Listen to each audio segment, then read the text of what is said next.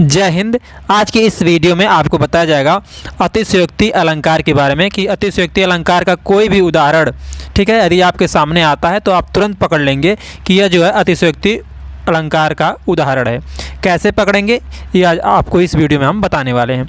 देखिए, अतिशयोक्ति शब्द की अगर हम बात करें, सबसे पहले अतिशयोक्ति शब्द की बात करें तो इसका मतलब अतिशयोक्ति में थोड़ा सा तोड़ेंगे इसे तो हो जाएगा अतिशय।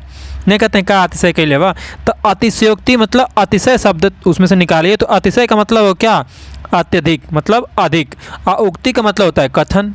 ठीक है, तो इससे मिलकर बना हुआ है ये शब्द है अतिशयोक्ति, जिसका अर्थ क्या होता है, अत्यधिक बढ़ा चढ़ाकर कहना।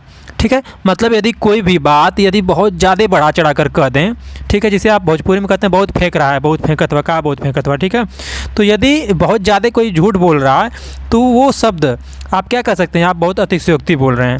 ठीक है, जैसे कि हम कह दें यदि आपसे कि मैं अभी खान सर से मिल कर आया हूँ, ठीक है, बाकायदे उनसे मिला हूँ, चाय पानी भी उनके साथ हुआ है, तो थोड़ा सा अतिशयोक्ति शब्द लग रहा है, ये बातें अतिशयोक्ति लग रही हैं। ठीक है, तो अतिशयोक्ति का मतलब है कि यदि कोई भी व्यक्ति बहुत बढ़ा चढ़ा कर कहता है, खूब फेंक रहा है, खूब झूठ बोल रहा है, तो वो सारी बातें किसके अंतर्गत आएंगी, अतिशयोक्ति अलंकार के अंतर्गत आएंगी।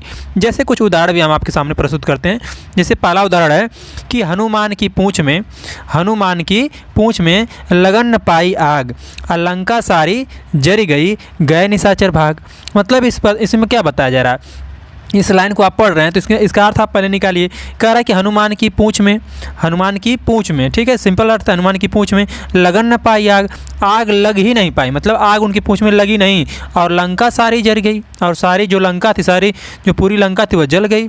गए निशाचर भाग, निशाचर यानी जो राक्षस थे वे सब वहाँ से भाग गए। तो अब ये बताइए कि जब तक आग में जो है क्या बोलते हैं कि पूँछ में जब तक आग नहीं लगेगी तब तक लंका जरेगी नहीं, और जब तक जरेगी नहीं तब तक भगेंगे नहीं। लेकिन इसमें बताया क्या है कि हनुमान की पूँछ में लगन न पाई आग, लंका सारी जल गई, गए निशाचर भाग। तो झूठी बातें हैं, खूब बढ़ा चढ़ा कर कही गई हैं। तो ये जो पंक्ति है किसके अंतर्गत आएगी, आप बताएंगे अतिशयोक्ति अलंकार के अंतर्गत आएगी। बात समझ में आ गई।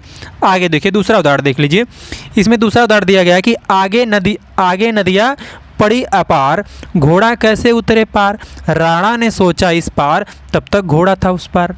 मतलब कह रहा है कि आगे नदियाँ पड़ी अपार, मतलब आगे जो था, जब चेतक लेकर चल रहे थे राणा जी, तो आगे बहुत बड़ी नदी थी। ठीक है, अब ये सोच रहे हैं कि कैसे हम उस नदी के उस पार जाएं। ठीक है, राणा ने सोचा इस पार, अभी ये सारी बातें इस पार सोच रहे हैं, तब तक घोड़ा उस पार नदी के पहुंच गया था।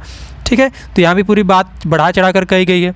अगला उदाहरण देख लीजिए। कहा, देखी सुदामा की दीन दशा, करुणा करके करुणा निधि रोए, पानी परात को हाथ छुओ नहीं, नैनन के जल से पग धोए।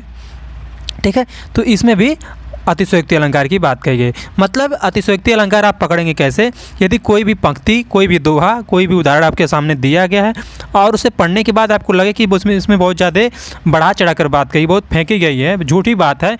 सिंपल आसान भाषा में समझिए कि अगर झूठी बात है, ठीक है, या बहुत बढ़ा चढ़ा कर की गई बात है, तो आप समझ जाएंगे कि वहाँ कौन सा अलंकार है, अतिशयोक्ति अलंकार है। बात समझ